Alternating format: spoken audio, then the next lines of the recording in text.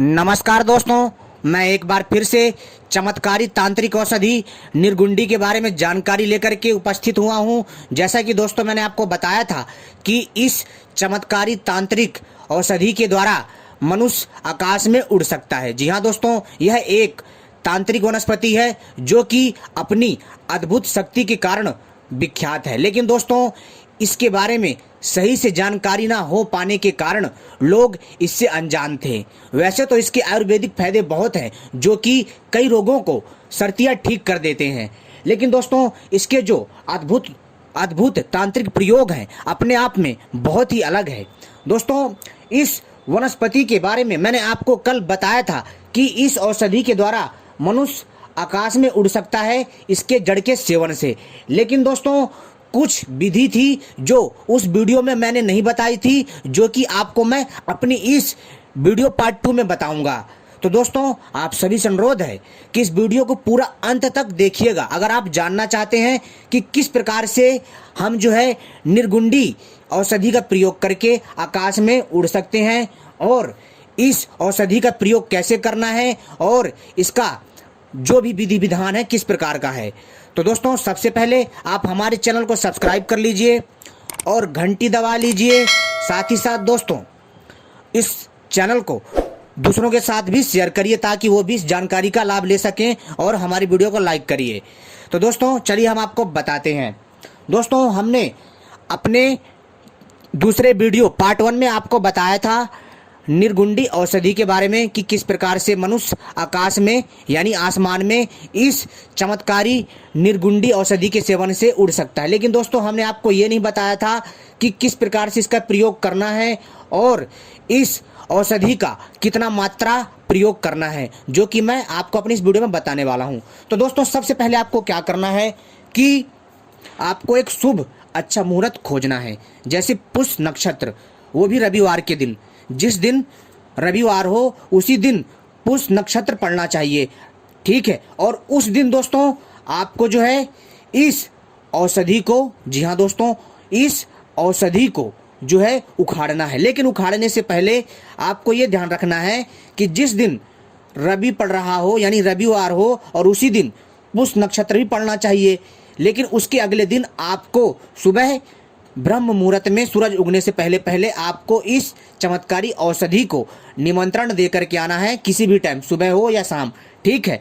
और निमंत्रण कैसे देना है, आपको अपने साथ हल्दी चावल लेकर जाना है और पीतल के गिलास या लोटे में थोड़ा सा जल ले जाकर जाइए। उस निर्गुंडी पौधे को जो है नहलाइए और उसके जड़ में हल्दी चावल लगाइए और प्रणाम करिए और उससे बोलिए कि हे अद्भुत शक्तिशाली बूटी, कृपा करके आपका मेरे घर में निमंत्रण है और जो भी मैं आपसे इच्छा करूं वह मेरी अलौकिक शक्ति की इच्छा पूर्ण हो। ऐसे आपको प्रार्थना करके आपको दोस्तों अगले दिन, जी हाँ दोस्तों, जिस दिन रवि पुष्प नक्षत्र पड़ रहा हो उसी दिन उखाड़ना है और उसी दिन आपको जा करके इस औषधि को उखाड़ के लाना है, ठीक है। आप चाहें तो 5-6 को भी उखाड़ सकते हैं, यानी कि 5-6 पौधे भी उखाड़ के ला सकते हैं, ठीक है। तो दोस्तों आपको क्या करना है, इसको लाने के पश्चात आपको अपने घर में लाना है, इसकी जड़ को काट करके अच्छे से साफ सुथरा कर लेना है और इसका चूर्ण बना लीजिए।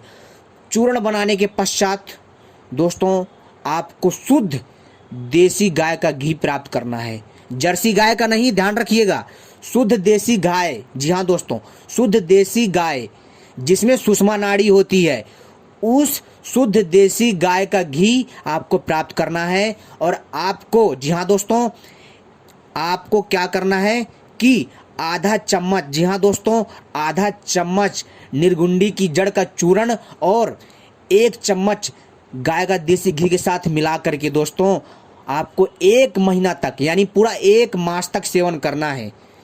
आप चाहें तो इसका लगभग 2 महीने तक या 1.5 महीने तक सेवन करिए। तो दोस्तों इससे दोस्तों आप अदृश्य हो जाएंगे, अदृश्य होने की भी शक्ति पा सकते हैं।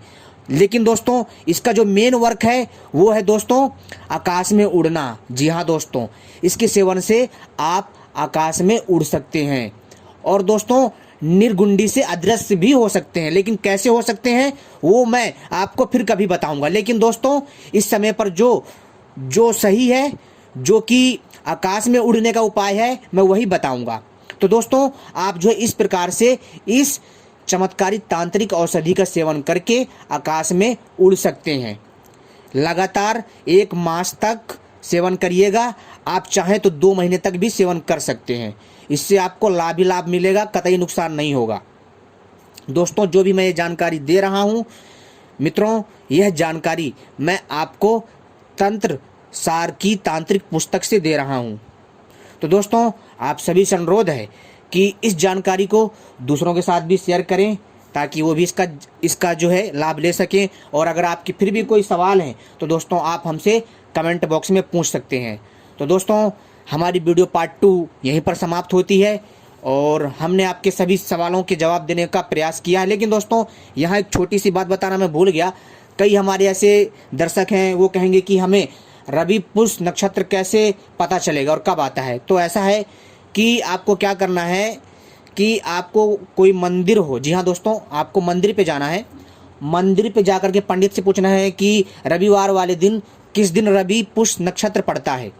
तो दोस्तों उसी दिन आपको जाकर के पंडित से जानकारी लेकर के आना है और कार्य करना है। अगर आपके आसपास पंडित नहीं है तो दोस्तों आपको जो है एक कैलेंडर आता है, ठीक है, हिंदू कैलेंडर आता है, यानी उसको विक्रम संवत कहते हैं, ठीक है। तो दोस्तों आप उससे जो है दोस्तों मुहूर्त देख सकते हैं। क्योंकि दोस्तों क्या होता है ना कि जो ये नक्षत्र होते हैं, जो ये मुहूर्त होते हैं, इनका विशेष प्रभाव पड़ता है और इस दिन लाई हुई कोई भी विशेष चीज़ बहुत ज़्यादा असर दिखाती है।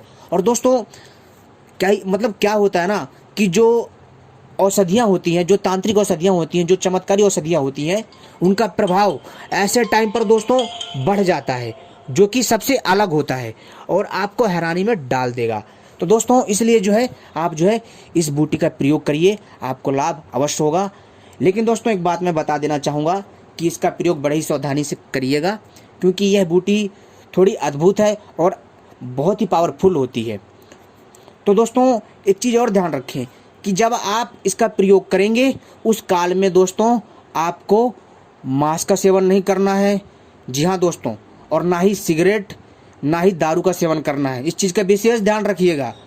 कई लोग बता तो देते हैं लेकिन सावधानियाँ परहेज नहीं बताते हैं, जो कि मैं आपको बता रहा हूँ, पूरी जानकारी के साथ बता रहा हूँ। तो इस चीज़ का विशेष ध्यान रखिएगा और ब्रह्मचर्य का पालन तो करना ही करना है, इस चीज़ का विशेष ध्यान रखिएगा।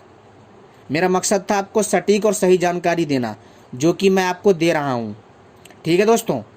और दोस्तों जब भी आप निर्गुंडी का प्रयोग करेंगे तो बड़े ही सावधानी से करिएगा और किसी के ऊपर गलत नज़र मत रखिएगा, कोई भी नारी हो, ठीक है। क्योंकि दोस्तों जिस दिन आप शुभ नक्षत्र में इस औषधि को उखाड़ने जाएंगे तो आपके ऊपर किसी भी प्रकार का दोष नहीं होना चाहिए।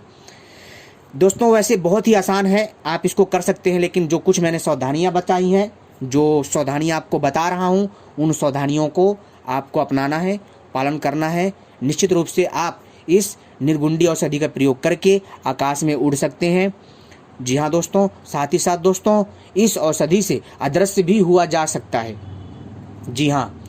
और दोस्तों एक बात और मैं यहाँ आपको बताना चाहता हूँ कि अगर आप निर्गुंडी औषधि की जड़ को, जी हाँ दोस्तों, अगर आप किसी तावीज़ में, चांदी की तावीज़ में भरकर गले में धारण करते हैं तो दोस्तों एक तरह से आपके आसपास कई खतरनाक कीटाणु नहीं आएंगे और आपके गले से संबंधित कई समस्या भी ठीक हो जाएंगी।